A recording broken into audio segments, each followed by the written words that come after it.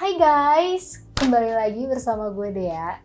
Berbeda dengan hari-hari sebelumnya, jadi hari ini gue bakal mengajak seseorang untuk ngobrol bareng, sharing bareng di video kali ini. Siapakah orangnya? Hai. Halo. Jadi Regi ini adalah suami gue yang umurnya baru beberapa minggu. Dan hari ini kita mau ngapain, Gi? Hari ini kita mau sharing tentang pengalaman cara kita ngerencanain budgeting kita. Budgeting, oke. Jadi mostly topik hari ini mengenai finansial kita. Yap. Pertama-tama kita mau ngasih tahu dulu kalau misalnya sekarang tuh background kita tuh kayak gimana sih.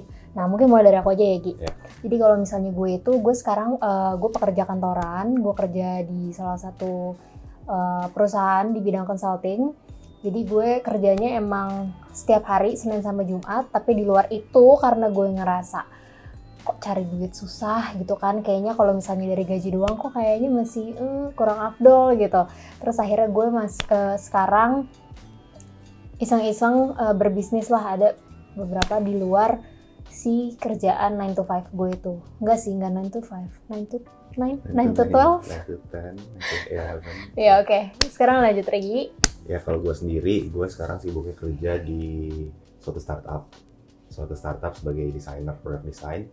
Terus selain itu gue juga bisnis hobi gue sih, hobi sepeda gue jualan online juga. Kita mau bahas dulu mengenai behavior kita dari dulu terhadap uang. Kalau misalnya kamu gimana Gi? Maksudnya kamu dulu dari kecil itu apakah selalu disuguhin kayak kamu terima jadi aja, mau apa tinggal minta gitu pasti dikasih, atau yang kayak ditaker banget? Aku tau jawabannya sih, cuma kamu kasih tau aja. Kalau jajan sih gue mau dikasih mingguan, cuman kalau buat kayak BM sesuatu gitu gue dari SMP lah mulai ngerti uangan. Dari SMP gitu gue misalnya gue BM beli laptop, gue tuh nggak pernah langsung dikasih, aku mau beli laptop harganya 10 juta, nggak pernah gue dikasih 10 juta gitu. Gue selalu kayak bilang, aku punya uang 1 juta, aku pengen beli laptop 10 juta, mau tambahin apa enggak. Jadi gue dari kecil emang diajarinnya kayak gitu sih, selalu kayak lu usaha dulu nabung, kalau masih kurang mau bantuin gitu. Cuman gue nggak nyampe situ doang. Pinternya gue tuh kecil tuh gue masih ada keluarga lain selain nyokap bokap gue cerita juga ke nenek dan tante gue gitu. Tante, nenek, aku tuh mau beli laptop nih, aku punya uang 1 juta, harga laptopnya 10 juta. Oh yaudah nih, tante sama nenek kasih nggak 5 juta. Jadi gue dapet 10 juta dong. Terus gue minta juga sama nyokap gue, otomatis gue dapat uang lebih dari 10 juta itu. Nah dari situ gue yang awalnya harusnya beli laptop 10 juta, gue punya megang uang misalnya 15 juta. Nah dari situ gue udah mulai nabung. Jadi pandangan gue tentang uang dari kecil tuh gue culas, tapi gue udah ngerti nabung sih. Oke. Gitu. Jadi kamu merasa duit tuh kayak emang harus earn gitu ya, you earn it gitu ya. Harus diusahakan walaupun caranya nggak susah itu waktu kecil. Oke, kalau misalnya gue jadi malu ngomongnya. Kenapa? Gue nggak kayak Regi. Gue itu dulu minta duit tuh kayak misalnya gue mau jajan sesuatu, itu tinggal minta. Terus kayak gue mau barang, misalnya dulu tuh gue suka banget pas kecil ngoleksi Barbie kan. Gue tuh sekali pergi bisa beli kayak 3 gitu. Dan itu selalu ditawarin, dan gue juga kalau misalnya barang-barang perentelan yang gak penting kayak gitu tuh gue terima-terima aja gitu. Jadi gue gak pernah ngerasa gue pengen sesuatu, pengen banget, tapi kayak gak kebeli gitu loh. Mungkin karena emang dulu gue tuh BM-nya juga masih sewajarnya aja sih. Cuma dulu tuh nyokap gue kayak ya sekarang udah tua ya kan. Cuma kan dulu kan masih muda kan. Gue tuh kalau misalnya diajak pergi, misalnya kayak Dea ayo kita keluar negeri liburan. Gue tuh kayak tidak. Dea kamu mau tas ini gak? Enggak usah mah. Dea kamu mau beli sepatu baru gak? Enggak kasih gitu loh. Ngerti gak sih lo? Gue kayak menolak segala kemungkinan, segala opportunity tuh gue kayak no gitu. Itu banting penyesalan. Sama gue yang oportunis gitu. Iya sumpah. Gue tuh kayak itu penyesalan terdalam gue sih, kayak aduh kalau misalnya itu semua bisa terulang kembali pasti gue iya gitu loh, kayak gue nggak mungkin nolak sih. Nah sekarang kita kan sebenarnya sesuai dengan background yang kita udah jelasin tadi, kayak kalian tahu kalau misalnya kita itu hanya pekerja kantoran dan kita berbisnis kecil-kecilan, tapi bukan bisnis yang profitnya belum sesignifikan itu sampai kita rela keluar kerja. Misalnya bisa dilihat dari situ lah kurang lebihnya nggak sih? Nah jadi kita sekarang masih double job, kita masih juga merintis dari awal, tapi kita udah nikah. Kita kemarin tuh beberapa minggu lalu baru nikah, nggak sih, bulan lalu baru nikah. Dan di sini mungkin Regi aja yang lebih enak menjelaskan karena dia mungkin yang lebih terimpact banyak secara finansial atas pernikahan kita ini. Kenapa kamu akhirnya yakin untuk nikah? Dari segi finansial aja ya. Karena kamu paksa kan? Anjir.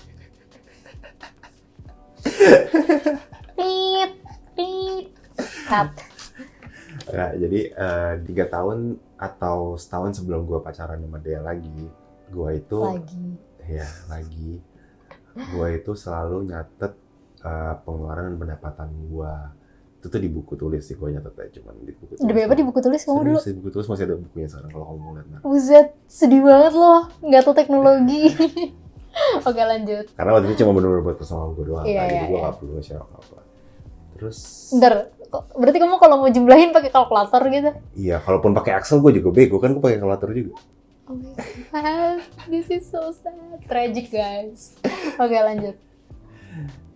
Ya udah, dari situ gue yang awalnya niatnya cuma rajin doang, setahun kemudian tuh gue jadi bisa ngeliat impact-nya gitu loh. Gue bisa ngeliat kayak historical pengeluaran gue dan pemasukan gue. Nah, dari situ setahun yang itu tuh gue cuma nyampe situ doang sih. Habis itu gue ketemu dia kan, pacaran. Dan kebetulan aku juga ngelakuin hal yang sama. Ya, dan kebetulan dia juga ngelakuin hal yang sama. Pas tuh kita ketemu, kita saling komunikasi, saling transparan, akhirnya kita menciptakan suatu Google Sheet, collaboration tool Google Sheet Excel gitu, nggak tahu kan kalian. Itu tuh gue gabungin sama dia, cara catatan gue dan dia itu digabung dalam satu sheet. Tujuannya apa? Yang awal tujuannya cuma rajin, sekarang kita tuh punya goals kayak gue pengen lihat pengeluaran dan masukan gue dan dia tuh seberapa sih. Terus itu berjalan selama setahun, gue lihat patternnya, kita bisa ngeliat average-nya kayak pengeluaran dia dan gue berapa.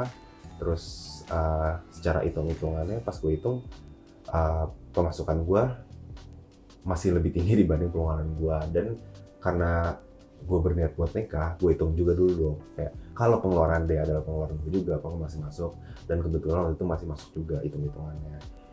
Definisi masuk tuh bukan berarti pengeluaran dan masukan gue balance nol gitu, enggak. Jadi pengeluaran gue tuh jauh lebih kecil dibanding masukan gue. Itu yang buat gue yakin kalau misalnya secara finansial gue bisa nikahin dia gitu. Oke, aku nambahin dikit ya. Ya boleh. Jadi di sheets itu kan udah kita gabungin nih. Jadi sebenarnya walaupun digabung tapi kita tetap pisah tabnya.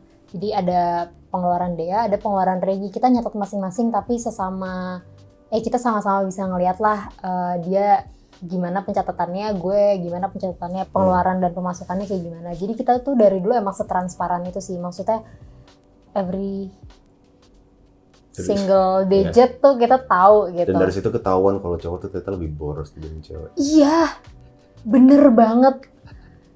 Gila, itu gue juga shock banget sih. Pas gue ngeliat kayak outer Regi ya, gue kayak bentar. Ini mungkin dia salah sih, kayak nolnya mungkin kebanyakan sih, kayak nggak mungkin sih, mungkin ini. Terus pas gue telaah ya, jadi kan kalau misalnya dulu tuh gue kayak ngebagi ya, kayak pengeluaran itu kita kategoriin, ada dari yang primer kayak makan, transport, pulsa gitu-gitu lah ya.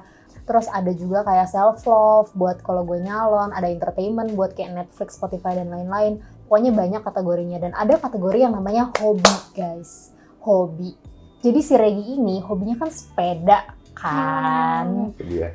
Pas gue lihat kok pengeluaran Regi banyak banget. Terus kan akhirnya gue bikin tuh sebuah summary kayak dari per kategori itu per bulannya tuh sebenarnya berapa biar kita analisanya lebih gampang kan. Sebenarnya tuh jomplangnya di mana. Pas gue lihat, wah. Padahal kalau makan, kalau dihitung gue makan 10.000. Iya, makannya dia tuh kayak ya Allah sedih banget lo makan kayak gitu, kayak nggak bisa menikmati hidup gitu kan. Cuma kayak hobinya tuh astagfirullah sih, gue kayak sampai Allah Regi. Makanya aku baru ngerti sih bapak-bapak yang pelanggan aku tuh kenapa kalau minta dikirim barang harganya selalu dicopot. Itu dia. SSTI. Astagfirullah, ya udah gitu ya guys, jangan dicontoh buat yang laki-laki kayak ya hobinya ditahan-tahan lah. Enaknya lagi kalau misalnya kalian berkolaborasi dalam pencatatan keuangan itu kan saling bisa ngingetin ya. Jadi kalau misalnya kayak Regi lupa, gue bisa kayak Regi kenapa kamu belum nyatet gitu kan, kayak gue bisa ngingetin gitu. Terus kalau misalnya gue lupa ya biasanya Regi ikut lupa sih, dia nggak mungkin jadi orang yang ngingetin gue. Kayak iya gitu. Tapi itu penting loh kalau misalnya, soalnya walaupun kayak lu sering miss sebulan 2 bulan, tapi kalau lu emang rajin ngerjainnya selama setahun 2 tahun tetap kelihatan kok patternnya, jadi tenang aja. Ya tapi jangan kayak itu alasan gua kenapa gua kosongin. Enggak. Jangan kayak Regi ya yang kayak sebulan kemudian baru direkap gitu ya. Jadi kayak sebulan dia baru pusing kayak ngeliatin di mutasi BCA, ngeliatin di mutasi Genius, ngeliat tagihan CC. Itu enggak guys, karena pasti ada yang miss terus ujung-ujungnya aku riset deh hitungannya gitu guys. Jadi jangan. Kalau bisa ya 3 hari sekali masih oke. Tapi semenjak kita menikah, akhirnya si tools tadi itu masih berjalan memang, tapi lebih enak lagi karena sekarang tuh gue jadi punya hak dan Regi. Tapi gitu. Gue jadi punya hak buat bilang enggak, dan Regi juga punya hak buat gue kayak dia tahan belanjanya, karena sekarang duitnya tuh kayak udah apa ya dibilang bareng ya, kayak sharing gitu ya nggak sih? Ya kita jelasin aja kali langsung ya, pembagian duit kita setelah menikah itu seperti apa, perbedaannya dari dulu tuh kayak gimana sih? Oke, jadi mungkin lebih enak ngejelasinnya kalau kita pakai sebuah case. Kita anggap kalau si pemasukan Regi ini 10 juta per bulan. Nah, jadi flow buat pengeluaran kita, pertama, kamu jadi. Tadi income itu tuh income bersih ya dari bisnis dan gaji, jangan yang kotor lu masukin sini gitu. Udah bersih dari pajak dan lain-lain segala macam lah ya. Itu yang pertama, stepnya income bersih, terus catat 10 juta. Terus dari situ pengeluaran pertama itu gue masukinnya sih sebenarnya utang. Sejujurnya gue belum pernah punya pengalaman utang, tapi kalaupun gue ke depannya bakal ada utang, itu hal yang pertama gue lakuin. Karena ya kalau utang itu kan pasti lu bunganya makin lama lu pegang ya kan, istilahnya. Oke, untuk yang sekarang utang gue 0, berarti uang gue masih 10 juta ya. Nextnya itu gue masuk ke step ketiga. Step ketiga itu seharusnya zakat itu 2,5% dari income lu. Terus berarti kalau 2,5% tuh berarti 250.000. Sama yang keempat itu emergency fund. Emergency fund adalah sebenarnya kayak tabungan buat lo yang lu boleh ambil ketika kondisi yang emergency. Contoh sederhananya adalah kalau ini kayak banyak kan case orang yang tiba-tiba di bulan Maret akhir tuh udah nggak dapet kerjaan atau nggak dapet income, tapi lu disuruh lockdown di rumah, anak istri lu suruh makan, tetap harus makan, keluarga lu harus makan, itu gimana caranya? That's why itu pentingnya emergency fund ini. Jadi lu nggak ngerusak tabungan lo, lu nggak ngerusak investasi lo, tapi lu masih punya pegangan buat sebenarnya rulusnya ada banyak sih, ada yang bilang 3 bulan pengeluaran lo, 6 bulan 3 bulan dari pengeluaran lo, 6 bulan dari pengeluaran lo. Tapi kalau kita sih megangnya itu 6 bulan. Nah, dari gaji Regi yang 10 juta tadi, kita ambil 10%-nya, itu kan berarti 1 juta. Sampai si emergency fund itu terkumpul, setiap bulan kita akan terus-menerus ngambil 1 juta dari gaji. Jadi kan tadi 10 jutanya diambil 250.000 zakat, sama emergency fund 10% tuh berarti 1 juta. Jadi sisa duit dari 10 juta tadi ada 8.750.000. Nah, dari situ barulah kita bayarin untuk keperluan kita sehari-hari. Kita sebutnya buat daily needs. Jadi kalau daily needs kan tadi zakat sama emergency fund itu kan gue ngitungnya by percentage ya. Kalau khusus buat daily needs, gue nggak mau ngitung by percentage. Jadi kayak gue ngitungin nominal aja. Daily needs gue setelah gue hitung-hitung dan dari Excel historical yang kemarin, bertahun-tahun kemarin itu gue dan Dea, gue bisa menentukan daily needs gue dan Dea itu 5 juta. Kenapa nggak gue bilang 50%? Ini case-nya ya? Iya, untuk case ini kenapa nggak gue bilang 50%? Karena kalau misalnya by persen, ketika income gue nanti naik suatu waktu, misalnya jadi 100 juta gitu, 100 juta per bulan, nggak lucu kan kalau misal pengeluaran gue per bulan jadi 50 juta. Itu sebenarnya sangat gue hindarin dari flow ini sih. Jadi mau naik apa income gue sangat menjaga lifestyle gue tetap nggak naik. Naik dikit nggak apa-apa, cuman jangan yang gila-gilaan. That's why gue ngitungnya by nominal. Iya. Gitu. Jadi di sini gue ngedefine itu 5 juta buat ke sini. Ya, jadi si 5 juta daily limits itu dibaginya buat apa aja sebenarnya masih sama categorizingnya sama pas dulu kita pacaran. Jadi kalau misalnya daily limits itu kita bagi ke beberapa hal. Yang pertama makan, buat transport, pulsa, hobi, terus sekunder kayak yang kado temen tadi, terus kayak entertainment, terus hobi, self love, fashion juga ada, sama kebutuhan rumah tangga kayak kain pel, servis kayak gitu-gitulah pokoknya. Nah ini semua itu udah termasuk si 5 juta tadi. Jadi setelah dipotong daily needs, sisanya tinggal 3.750.000. Nah si sisa 3.750.000 ini kita apain sih? Jadi kita bagi si duit ini nggak kita simpen di rekening, nggak disimpan di ATM gitu aja. Jadi kita juga membagi ini ke beberapa kebutuhan. Yang pertama buat kebutuhan pensiun, yang kedua itu untuk bisnis, ketiga itu buat tabungan kayak kalau misalnya mau beli rumah, apartemen, mobil dan lain-lain, sama yang terakhir itu buat kita jalan-jalan. Oke, kita telah satu-satu ya. Pertama tabungan pensiun. Walaupun kita udah punya tabungan pensiun yang dialokasi dari kantor, tapi kita sebenarnya nggak percaya sih. nggak ngerasa cukup. Nggak ngerasa cukup dan gue nggak percaya juga. Oke. Ya kita mau pensiunnya nggak Lebih early lah. lebih early. Jadi kita udah ngitung mundur, hitung-hitungannya berapa yang kita butuhin buat mencapai hal tersebut. Kita naruhnya itu 20% di tiap bulannya. Yang di cash ini berarti 750.000 per bulan. 20% dari sisa si Iya, 3.750.000. 20% dari 3.750.000 itu ya. Bukan dari total income gua. Kalau ditanya instrumen di mana, kita alokasi ini kita taruh tabungan pensiun itu di reksadana. Terus nextnya itu buat tabungan. Nah buat tabungan itu walaupun buat awal-awal gue emang nggak pernah punya tujuan awalnya tabungan gue buat apa. Tapi baiknya baiknya menurut gue tabungan itu harus punya tujuannya sih. Kayak contohnya misalnya gue pengen beli mobil baru atau gue pengen beli rumah, gue mau beli sepeda, harus berdua ya. Tabungan ya gitu-gitulah, kebutuhan besar itu harus di-define dulu, soalnya itu yang menentukan mau ditaruh di instrumen yang mana gitu. Tiap instrumen tuh ada kebutuhannya, ada pro and consnya masing-masing. Jadi misalnya kalau tujuan lo masih 10 tahun, 15 tahun lagi, lo bisa naruh tempat yang lebih return lebih tinggi tapi high risk gitu. Yang likuiditas juga rendah. Ya kalau buat detail dan expertnya mendingan lu lihat expert YouTube aja ya buat kalau masalah investasi. Ya, jadi dari sisa 3.750.000 tadi kita ngambil 30% buat bisnis. Tapi ini misalnya buat dari uang kamu ya. Ya kan? Dari 30% buat bisnis, berarti kan itu sekitar ya berapa? 1.100.000 lah. Ya, jadi 1.125.000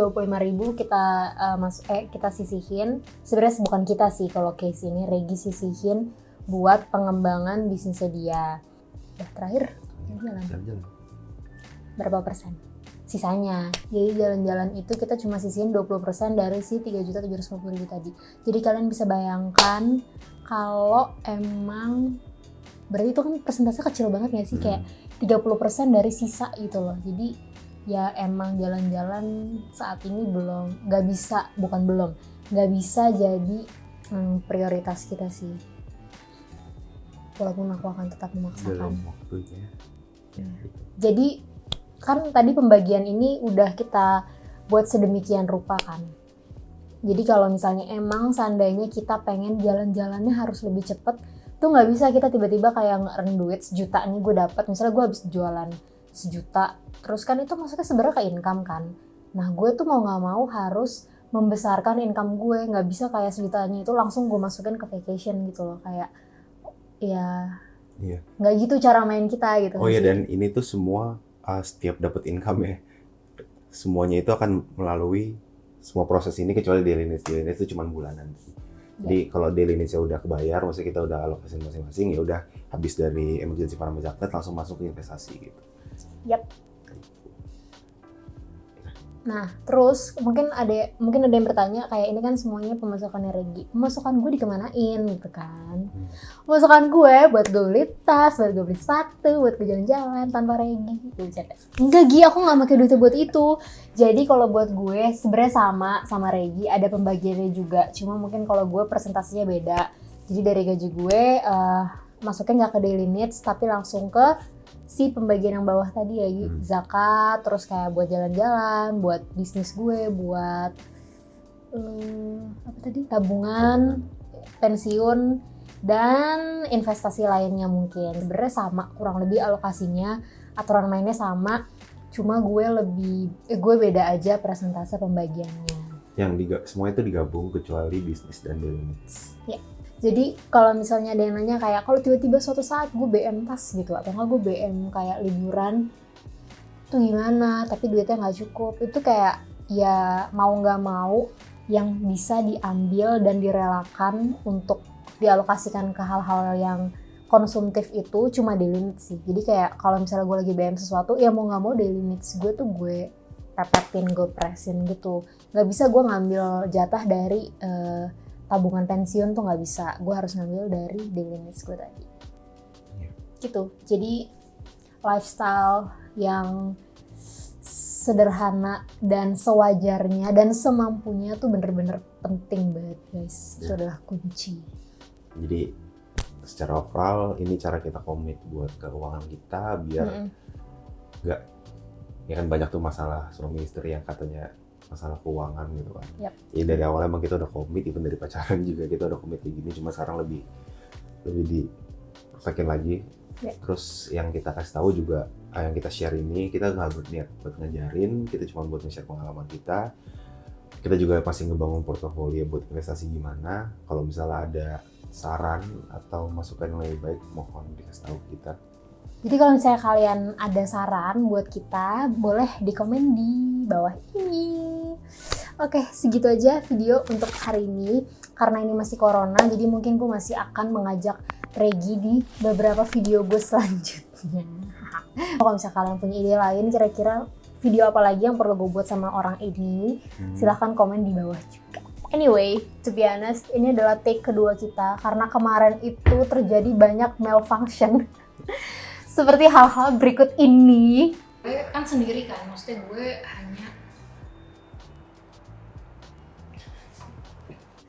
Jadi ya, kita sebenarnya udah menjelaskan ini technically 2 kali sih. Jadi, udah.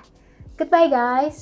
See you next week, next month.